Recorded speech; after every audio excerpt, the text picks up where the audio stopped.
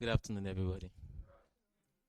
So, in 2022 or 2023, thereabouts, I was in one business conference done by Dr. Mickey here, and he asked a question.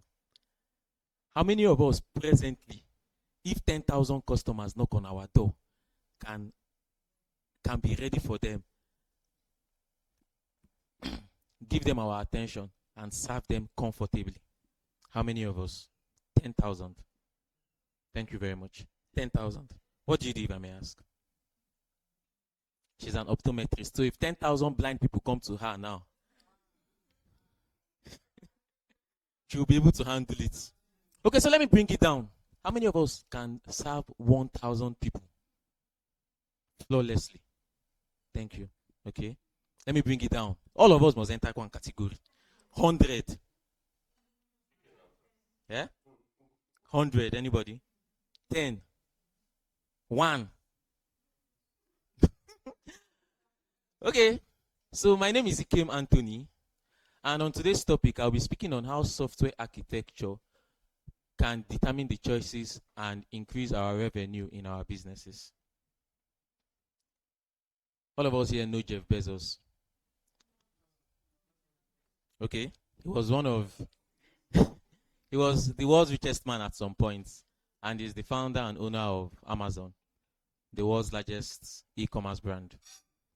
Jeff Bezos and the team in Amazon did a research that said that for every 100 millisecond delay in your platform or your business, you lose 1% of your sales. Now, let me put this into perspective. Amazon, as a global brand, receives 149 orders every second, which scales to 8,940 orders per minute. Let's leave figures and come to money, because that's what we all understand. For every of those 149 orders per second, Amazon makes $8,635. I mean, imagine you making $8,635 every second. And remember the research that they did that I just spoke about now, that for every 100 millisecond that is delayed in your platform, you lose 1%. Now let's talk about 1% of $8,635. That is $86.35. If you convert it to Naira, maybe let's use 1,450 Naira per dollar, you get 120,000. Maybe 124,700. I don't know if my math is correct. You can confirm. Why does Amazon not lose sales based on what I have said? Because their software architecture, the foundation in which they have built their platform, is so solid that no matter the amount of people that come to order from them today, they are ready for them. And that leads me to my topic. So I'll just be bringing out 3 points that you can also implement in your business. And I know that some of you might never have heard about software architecture, because there are 3 types of knowledge: the things you know that you don't know, and the things you do not know that you do not know. So maybe you will fall in one of those 3 categories. But if you do not know that you do not know that software architecture has something to do in the revenue that you actually have in your business, then today is the day that things are going to change for you. So first of all, let's talk about architecture and user experience. Now, when it comes to systems, software systems in particular, there are 2 types of, there is a UI and there is UX. UI is user interface and UX is user experience. User interface is how beautiful the website is. User experience is how you feel when you use the website. A lot of you see a pink website, it's attractive to you, but just to sign up alone is very, very difficult.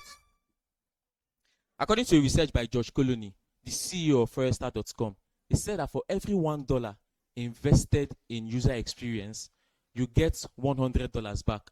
And this is a whooping 9,900% return on investment. I will give you an example of one very great user experience that we all know in Nigeria, OP, as a fintech. OP has made their the user experience of their mobile application so good that even the uneducated northerner can use their application. And that is what user experience is. So imagine if the user experience was not good. A whole lot of permit me to use the word abokis, because I don't know what to call it. Abokis use OP. when you go to a marketplace, anybody you want to buy.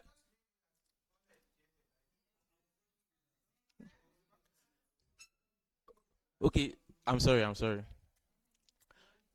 So the uneducated, a lot of them use OP to make transactions.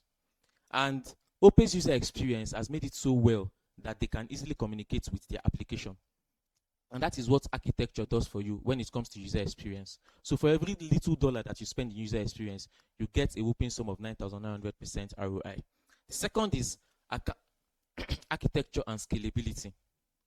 All of us here did NYSC. And there is no time and there is no stream that you go for NYSC that the website does not crash. If NYSC was a money-making platform, I can bet you that NYSC will be the least money-making platform in Nigeria. Then the third point I will go to is architecture influences business model. A research by B2B SaaS experts, and they posted it on Reddit, says that your architecture can determine your pricing, your market segment, and the unit economics of your business.